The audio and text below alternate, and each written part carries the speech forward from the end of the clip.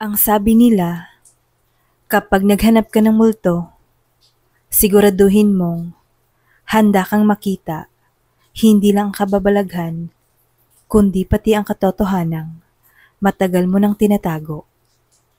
Sa lungsod ng Baguio, kung saan ang lamig ay tila may kasamang bulong ng nakaraan, isang grupo ng ghost hunters ang tumuklas ng higit pa sa multo. Isang pag-ibig na walang takot sa dilim. Guys, this weekend na ang Baguio trip, sigaw ni Marco. Habang hawak ang itinerary, mag-ghost hunting tayo sa Laperal White House. Sikat daw yun. Maraming multo. Kasama niya sa grupo ang 4 na magkakaibigan. Si Nina, isang graphic artist na laging tahimik at may misteryosong aura. Si Belle, ang energetic at mapang-asar.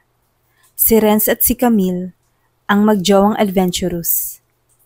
Pwede ba yung hindi multo ang mahanap natin doon? Kundi jowa, biro ni Belle.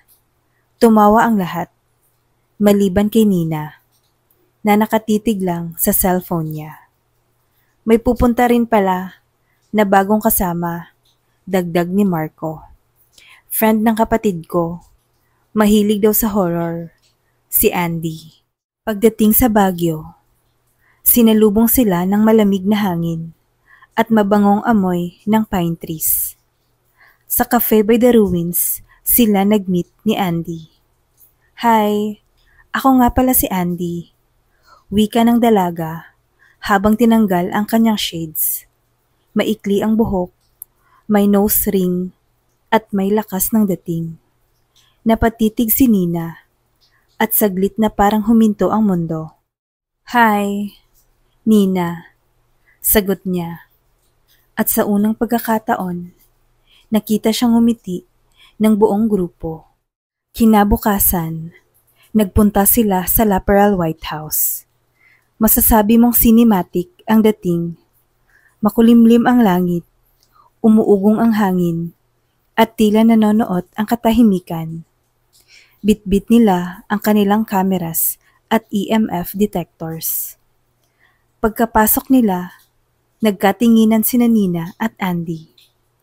Pareho silang hindi naniniwala sa multo, pero may kakaibang tensyon sa pagitan nila.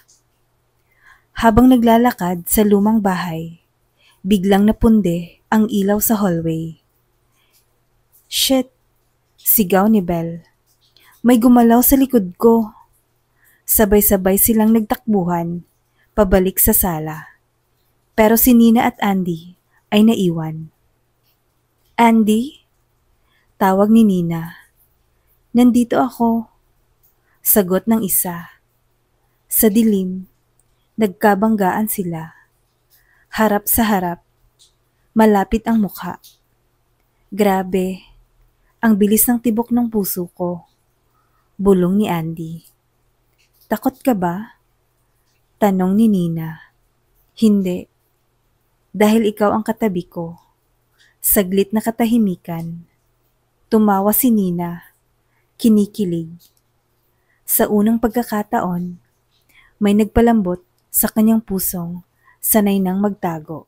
Kinagabihan, nagstay sila sa isang cozy cabin sa Camp John Hay. Sa labas, nag-bonfire sila. May inuman, may tawanan, may harutan. Alam nyo ba, sabi nila, may multo rin daw dito sa Camp John Hay. Kwento ni Marco. Pero mas masaya sigurong mamatay sa kilig kaysa sa takot. Tumawa ang grupo. Si Nina at Andy ay nasa gilid, nag-uusap ng masinsinan. Bakit mo gusto ang horror? Tanong ni Nina. Dahil sa horror, lahat ng emosyon mo lumalabas. Takot, lungkot, saya, pati pagmamahal. Sagot ni Andy. Ikaw? Siguro kasi gusto kong makaramdam, kahit takot, para lang malaman kong Buhay pa ako. Nagkatitigan sila sa likod ng mga anino ng pine trees at apoy ng bonfire. Unti-unting lumalapit ang kanilang mga labi. Marahan, may halong kaba, ngunit walang pag-aalinlangan.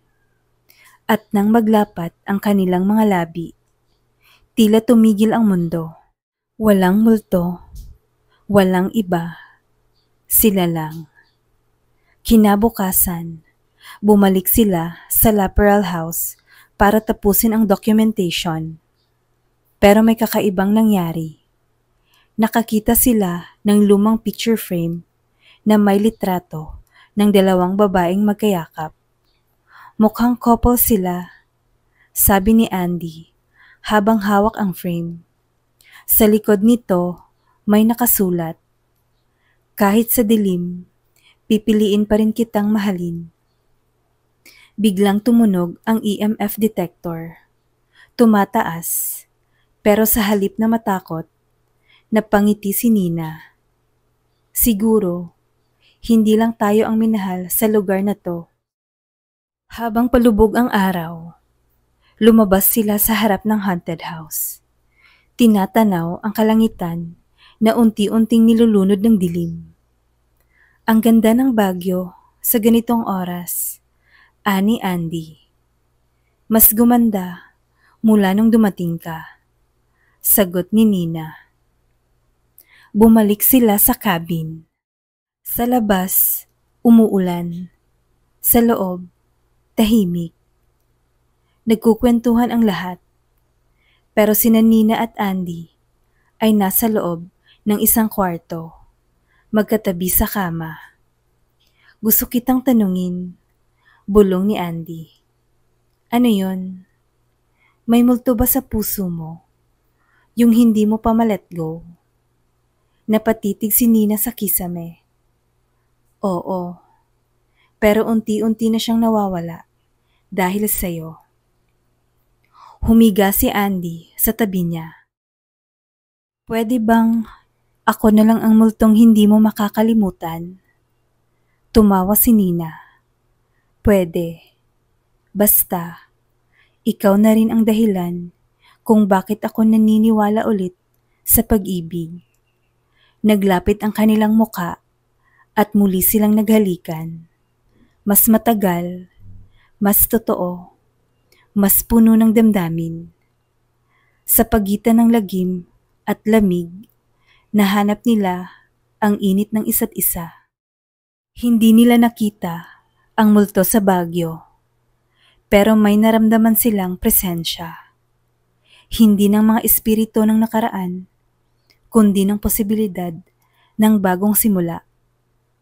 Sa lungsod ng mga alamat at bulong, may nabuo ring kwentong hindi nila inaasahan. Pag-uwi nila sa Maynila, may baon silang footage, recordings, at litrato. Pero ang pinakamahalaga sa lahat ay ang halik sa gitna ng dilim at ang pag-ibig na nahanap nila sa lugar na minsan ay kinakatakutan. Dahil minsan, ang tunay na kababalaghan ay hindi ang makita ang multo, kundi ang madama ang pag-ibig sa hindi mo inaasahang pagkakataon. Thank you for watching. Please don't forget to like and subscribe. Bye.